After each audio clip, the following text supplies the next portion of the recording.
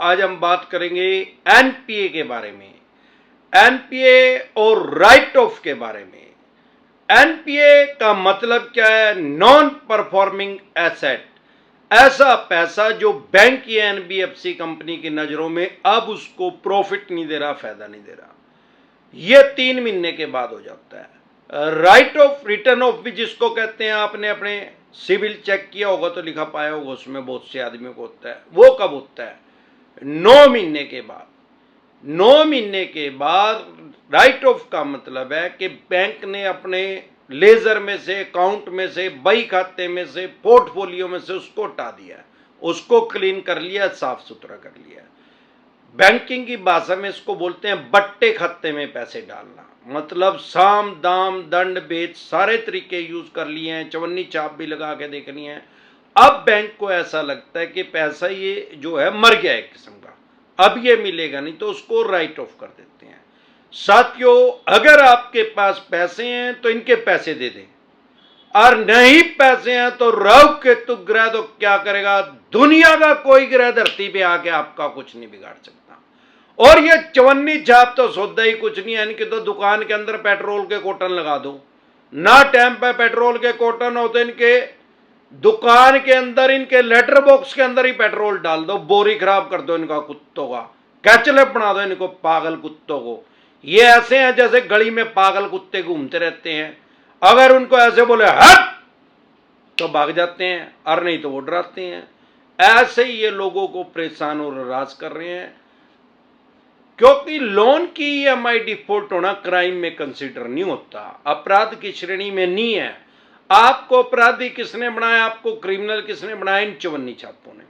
सबसे पहले जब हम किसी भी तरह का लोन लेते हैं, personal loan, business loan, education loan, credit card का loan, scooter, motorcycle, car, jeep, truck, bus, मकान, दुकान, जमीन, जायदाद, फैक्ट्री, कारखाना, स्कूल, कॉलेज, बंगला, कोठी या शोरूम, किसी भी तरह का अगर हम लोन लेते हैं किसी भी बैंक या एनबीएफसी कंपनी से, जब हमारी 3 ईएमआई डिफॉल्ट हो जाती हैं तो हमारा लोन एनपीए में जा सकता है, मतलब नॉन परफॉर्मिंग एसेट में जा सकता है। बैंक के पास राइट्स हैं, अधिकार आ जाते हैं, बैंक को या एनबीएफसी कंपनी हो, क्योंकि सभी बैंक, सभी एनबीएफसी कंपनी आरबीआई से परमिशन लेके काम कर रहे हैं। अब सवाल ये आता है कि क्या लगातार 3 ईएमआई डिफॉल्ट होने से एनपीए में जाता है?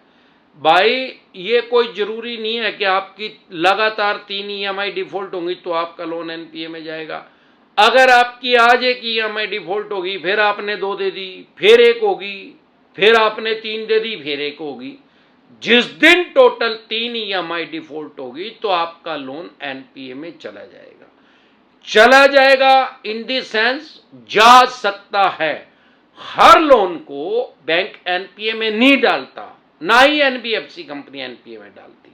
सबसे पहले तो जब भी आपका लोन एनपीए में जाएगा तो बैंक को आपको इंटीमेट करना पड़ेगा, बताना पड़ेगा, नोटिस देना पड़ेगा।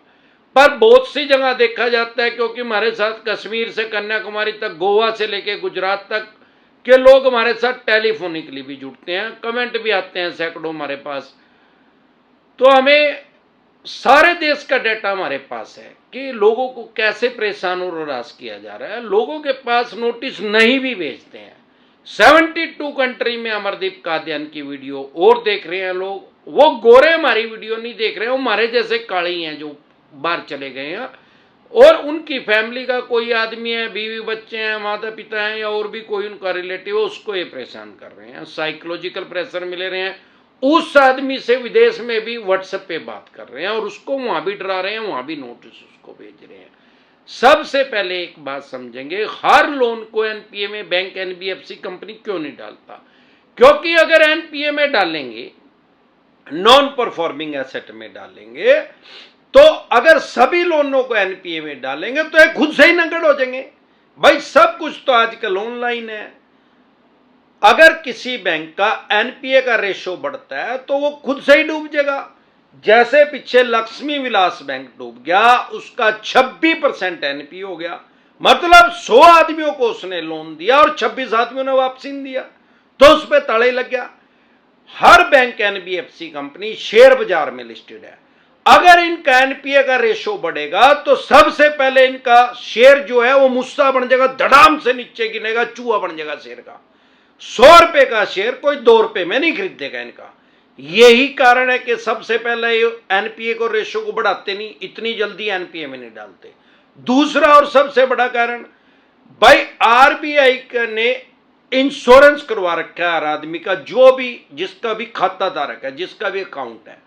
आरबीआई की गारंटी सिर्फ 5 लाख रुपए की है। फॉर एग्जाम्पल किसी के 5 करोड़ रुपए पड़े हैं किसी बैंक में, उसके सेविंग में है, करंट में है, एफडी आरडी अलग अलग तरीके से पड़े हैं, कहीं 50 लाख पड़े हैं, कहीं 2 करोड़ पड़े हैं, टोटल 5 करोड़ पड़े हैं एक बैंक में। एक बैंक की चाहे 50 ब्रांच में पड़े हों, भगवान ना करे अगर वो बैंक डूब गया तो सिर्फ उसको 5 लाख रुपए मिलेंगे, 4 करोड़ 95 लाख रुपए बैंक के बाड़े में जाएंगे, उसके भी डूब जाएंगे। तो होता क्या है, जैसे ही एनपीए का रेशो बढ़ेगा लोग अपना पैसा निकालना शुरू कर देंगे, क्योंकि जब तक बैंक पे ताला नहीं लगेगा बैंक किसी भी आदमी का पैसा देने से इनकार नहीं कर सकता। वो एफडी आरडी है, सेविंग अकाउंट है, करंट अकाउंट है, उसको बंद करने से रोक नहीं सकता।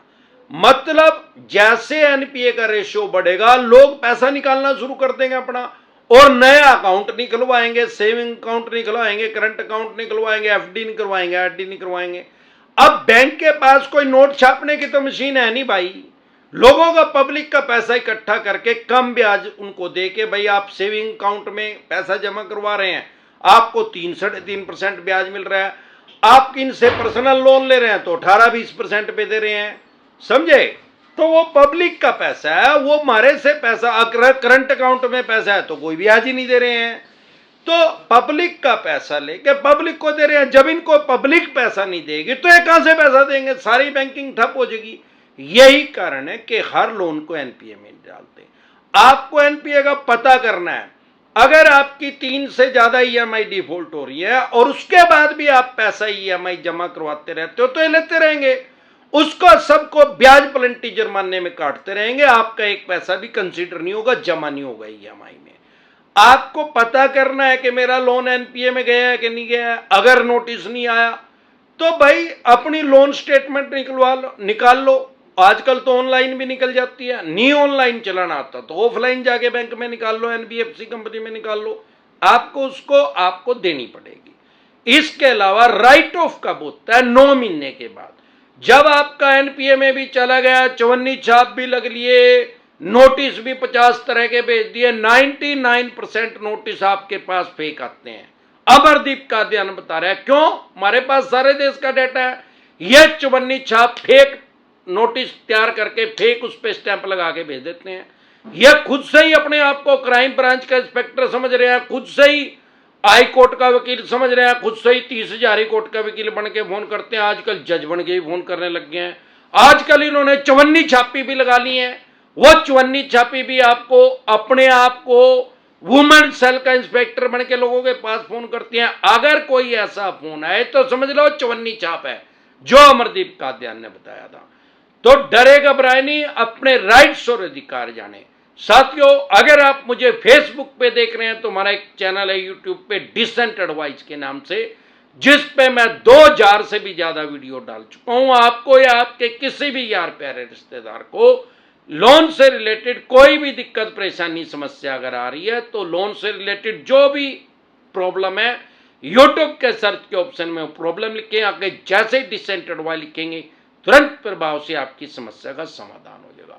इसके अलावा 2 तरह के नोटिस को कभी भी अवॉइड ना करें। एक 138 जिसको सामान्य बोलचाल की भाषा में चेक बाउंस कहते हैं, अगर आप इसको इग्नोर करेंगे, हल्के में लेंगे, तो आपका सबसे पहले आपके पास नोटिस आएगा कोर्ट से, जिसको समन बोलते हैं, फिर आपका बेलेबल वारंट इशू हो जाएगा, नहीं जाएंगे तो नॉन बेलेबल वारंट इशू हो जाएगा। नॉन बेलेबल मतलब गैर जमानती, फिर भी नहीं जाएंगे तो आपको कोर्ट की प्रक्रिया तो चलती रहेगी, आपको पीओ घोषित कर दिया जाएगा, भगोड़ा घोषित कर दिया जाएगा कोर्ट के द्वारा। अगर आपको पीओ घोषित कर दिया गया, उसके बाद आप ये क्राइम में कंसीडर होगा, कोर्ट की अवमानना आप कर रहे हैं, तो आपको 14 दिन के लिए न्यायिक हिरासत में जाना पड़ सकता है, कम से कम 14 दिन के लिए जेल में जाना पड़ सकता है। जरूरी नहीं है क्या 14 दिन के बाद आपको जमानत मिली जाएगी? हो सकता है 1 महीने या 2 महीने भी रहना पड़ जाए। और ज्यादातर ये अदर स्टेट में केस करते हैं। लेकिन अगर आप इसको इग्नोर नहीं कर रहे हैं, हल्के में नहीं ले रहे हैं, तो ये बिलेबल ऑफेंस है, जमानती अपराध है। सेम डे जमानत हो जाती है, बाय एंड जमानत हो जाती है, तुरंत प्रभाव से जमानत हो जाती है। फिर माननीय सुप्रीम कोर्ट तक जाते आते 40-45 साल लगते हैं केस में, डरेगा घबराए नहीं। दूसरा, अगर आपके कोई प्रॉपर्टी का लोन है, मॉर्गेज लोन है, तो अगर आपके पास सरफेसी एक्ट 2002 के अकॉर्डिंग आ रहा है, नोटिस आ रहा है 13(2) का, 13(4) का, सिंबॉलिक पोजीशन का, फिजिकल पोजीशन का, उसको कभी भी इग्नोर ना करें, कभी भी हल्के में ना लें। अगर आप उसको इग्नोर कर रहे हैं तो आप अपने मकान, दुकान, जमीन, जायदाद, फैक्ट्री, कारखाना, स्कूल, कॉलेज, बंगला, कोठी या शोरूम, जो भी आपने मॉर्गेज करके, गिरवी रख के, रैन रख के इनसे पैसा लिया है, उसकी ये एक्शन कर देंगे, बोली कर देंगे, स्क्रैप के रेट में, कबाड़ी के रेट में उसको बेच देंगे। अगर आपको अपने राइट्स नहीं पता तो लाखों आदमियों की प्रॉपर्टी को स्क्रैप के रेट में बेचा जा चुका है। अगर आपकी प्रॉपर्टी की स्क्रैप का रेट लगाया जा रहा है, उसकी वैल्यू मार्केट से बहुत कम लगाई जा रही है, तो आप एक सिंपल नोटिस इशू करें कि मेरी प्रॉपर्टी की वैल्यू इतनी है। अगर जो आपने प्रॉपर्टी की वैल्यू लगाई है तो आप 2 आदमियों का एफिडेविट लेके आए उसी लोकेशन पे कि वो इस रेट में, आप वाले रेट में अपनी प्रॉपर्टी की बेचने के लिए तैयार हैं। ना नोमन तेल होगा, ना कभी राधा नाचेगी। इसके अलावा अगर आपकी 4-5 EMI डिफॉल्ट हो गए हैं तो आपके पास सरफेसी एक्ट का नोटिस आ गया होगा। 2 EMI डिफॉल्ट हुई है तो 3 के बाद सरफेसी एक्ट का नोटिस आ जाएगा, NPA में चला जाएगा, उसके बाद सरफेसी एक्ट का नोटिस आएगा, आपकी प्रॉपर्टी को एक्शन करेंगे।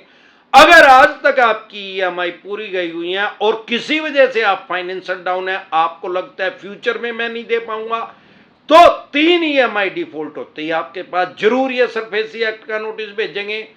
तो जैसे ही ऐसी क्रिटिकल सिचुएशन आए तो तुरंत प्रभाव से एडवाइस लें। प्रिवेंशन बेटर देन क्योर, इलाज से हमेशा परहेज बेहतर है। अगर आप हमारे साथ टेलीफोनिकली जुड़ना चाहते हैं या पर्सनल मीटिंग करना चाहते हैं, फिर आपका लोन 2 करोड़ का है, 5 का है, 25 का, 50 करोड़ का, डज नॉट मैटर के कितने करोड़ का या कितने अरब का आपका लोन है, क्योंकि हमारे देश में कानून एक ही है।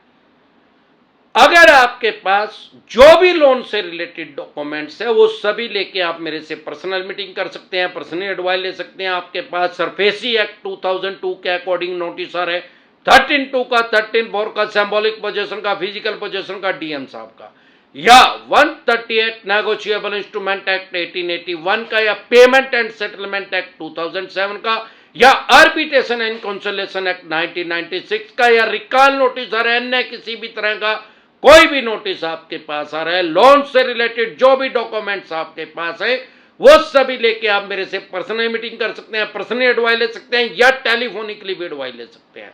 हमारे साथ जुड़ने है क्या प्रोसेस है, आपकी स्क्रीन पे कमेंट बॉक्स के अंदर एक नंबर आया हुआ है 9306347314। इस नंबर को सेव करके डायरेक्ट कॉल करेंगे, कोई रिप्लाई नहीं आएगा, व्हाट्सएप कॉल करेंगे, कोई रिप्लाई नहीं आएगा। इसको सेव करके व्हाट्सएप मैसेज करेंगे तो तुरंत प्रभाव से रिप्लाई आएगा कि कैसे आप हमारे साथ टेलीफोनिकली जुड़ सकते हैं या पर्सनल मीटिंग कर सकते हैं। यह नंबर जो है मेरी टीम के पास होता है। एक बार जोर से मिलकर नारा लगाएंगे, बोल गंजे टकले, जय ससुराल वालों की।